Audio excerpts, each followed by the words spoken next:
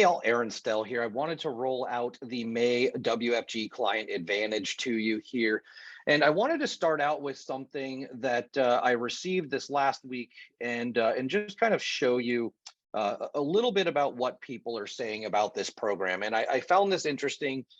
It didn't get the metrics and things that I've seen in previous reviews, but one thing that they did say that kind of stood out is one that if you scroll down through this thing, that they find it very helpful, but more importantly, that their monthly newsletter is getting a higher percentage of open rate compared to the competitors.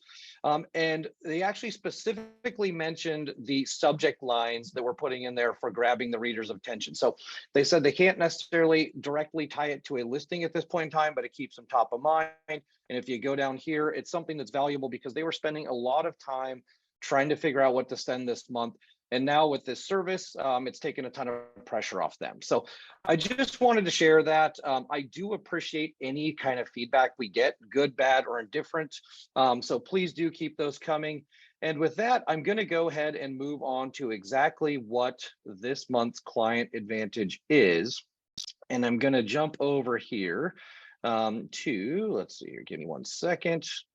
So I'm going to first start off by jumping over to what it actually is. And so this month's is called the Head Start. So the Client Advantage for May is called the Head Start. And where this really came from is it came from it was an article that basically said 66% of buyers are waiting for interest rates to drop before they're willing to get into the shopping season.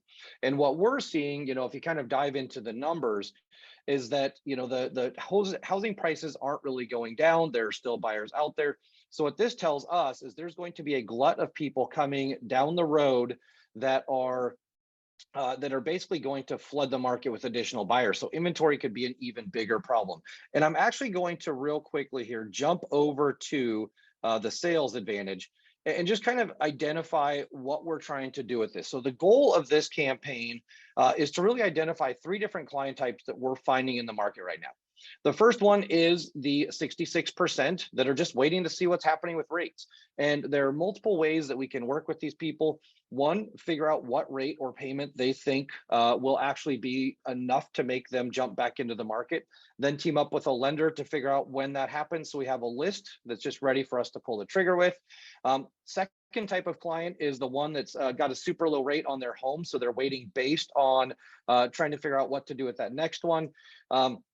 And we'll get into the execution of that in a little bit as we go further. And the third is the client that doesn't think they can afford because rates are too high. And so we're going to dive into ways that we can actually make things more affordable for them. So the execution on this is number one, in order to make this email work, read this article. This is where the numbers came from that we're using inside of the Client Advantage. And when we're talking about the 3 client bases, we want to create a list of people that will act once we actually have the interest rates drop. So we want to keep them informed via text or email or whatever that may be, potentially look at things like 3-2-1 buy downs or work with a lender to come up with programs that can make things less expensive. And then just make sure as soon as something happens with the rates, you have an alert that goes out and you immediately start calling these people. With client number 2, the person that is, that they're worried about leaving their really low interest rate to something bigger. Things that we're looking at here, once again, lending partners can become really important here. But this is where you get a listing and a sale. And so possibly renting out their current home and using additional cash flow to then help subsidize the newer home payment until that goes down. It could be something where they can pull out a line of credit. It could be something where they can actually just afford it without having to do anything with their current home. So basically having conversations with them like, look, let's keep that. That's an asset that based on that interest rate, you may want to just hold on to forever. And let's see other options to get you into the home you're actually looking for. The third one is to figure out, okay, homes in the price points that they've been going to over the last couple of years have basically become almost like cars, where it's not necessarily even about the purchase price, but what is my monthly payment? And when we're looking at monthly payments, it may not make as big a difference as these people think. And much like we talked about with client 1, if they can get a 3-2-1 buy down or a 2-in-1 buy down or something like that, you might be able to get them into a house before they're now competing with 66% more people out there on the market. The other thing that I didn't even touch on is we had at a refresh, we had Dr. Jessica Lautz come in from NAR, And one of the things that she mentioned is the three biggest years of population are basically about a year out from hitting new household formation. So they will be first time home buyers. So we have three giant chunks of population that's going to be first time home buyers here inside of the next year or two. So if your people are waiting, they may be running into, number one, more competition based on the people coming back when rates drop. And number two, this giant glut of people that are going to be at the new household formation age. So there's going to be a lot of things that are coming down that are going to make competition even bigger if you wait too much longer. So this is where we want to talk to our lenders again and see what we can do to get in there. So with the leverage, the having 66% of the people on the sidelines is definitely something where I think it creates an advantage for people looking right now. And then if you do have, sellers, because of the low inventory at this point in time, inventory is still flying off the shelves. So it's not really a bad time to sell either. So prices aren't dropping. They're not going to find a better deal down the road, so they might as well jump in and take advantage of it.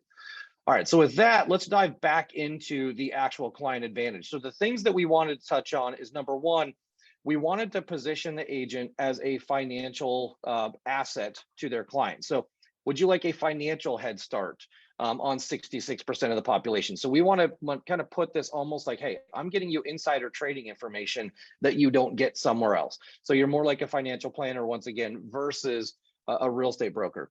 Talk about how a 2/3 majority aren't even there. We're trying to outpace the market. That's really our goal. And we want to show the opportunity or the benefit to the client. And meanwhile, still showing empathy, like, look, I understand rates are high, understand payments are high. And so it's understandable if you don't want to do anything. However, if you are going to be doing something in the next couple of years, then by all means, we should probably come up with a plan now, because competition's actually going to get even more stiff. Then we dive down to, we reinforce the relationship with, I'm your trusted advisor. And I do want to point this out is, I do want to say now is not the best time to purchase for everyone. So it's not the best for everyone, but if you are going to be making a move, this could be a potentially good time for you. So it's not saying, one thing we don't want to do with this is every month, regardless of market, come out and say, now is absolutely the best time to buy.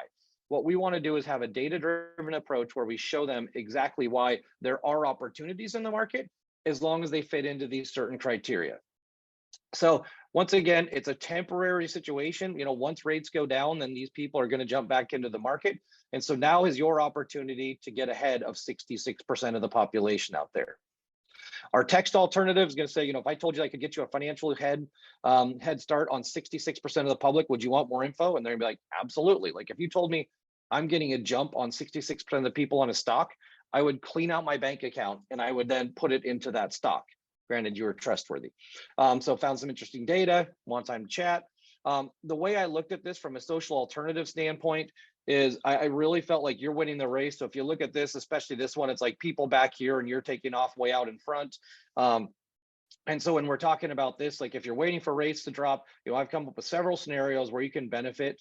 Comment or message me and we will get more information over to you.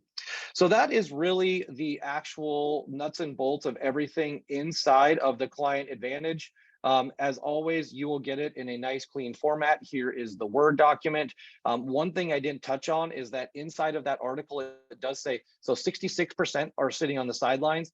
Meanwhile, 62% of that 66% aren't really paying attention. So there's going to be a lag where for number one, the client number one, just informing them that, hey, now is the time to act can be a benefit to them on 62% of the population that basically is in their same stuff. So here it all is. I hope this is helpful for you. And as always, if you have any questions or comments, please do reach out.